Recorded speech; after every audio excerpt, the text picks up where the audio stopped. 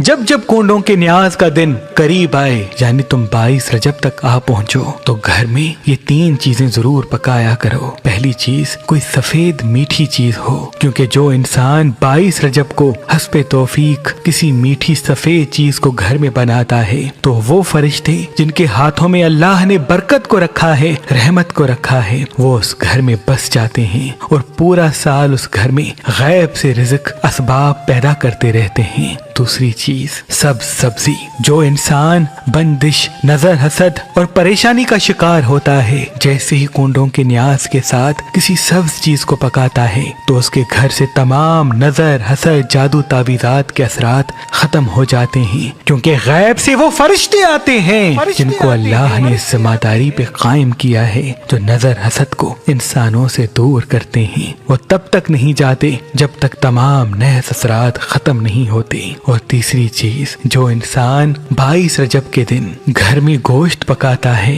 और गोश्त का थोड़ा सा हिस्सा अपनी अजीज व अकारिब या मिसाकीन को खिलाता है, तो वो तमाम जिस्मानी अमराज से अल्लाह की पनाह में रहता है, क्योंकि वो फरिश्ते जो इंसान को शिफा देने के लिए जमीन पे आते हैं, वो उस घर में कायम हो जाते हैं और तब तक नहीं जाते जब तक उस घर में मौजूद बीमार शिफा नहीं पाता। तभी अगर तुम्हारे घर में कोई बीमार हो, तो 22 रजब के दिन जब जब कोंडों के न्याज का दिन करीब आए, यानी तुम 22 रजब तक आ पहुंचो, तो घर में ये 3 चीजें जरूर पकाया करो। पहली चीज कोई सफेद मीठी चीज हो, क्योंकि जो इंसान 22 रजब को हस्बे तौफीक किसी मीठी सफेद चीज को घर में बनाता है, तो वो फरिश्ते जिनके हाथों में अल्लाह ने बरकत को रखा है, रहमत को रखा है, वो उस घर में बस जाते हैं और पूरा साल उस घर में गैब से रिज़्क असबाब पैदा करते रहते हैं। दूसरी चीज सब्जी, जो इंसान बंदिश, नजर, हसद और परेशानी का शिकार होता है,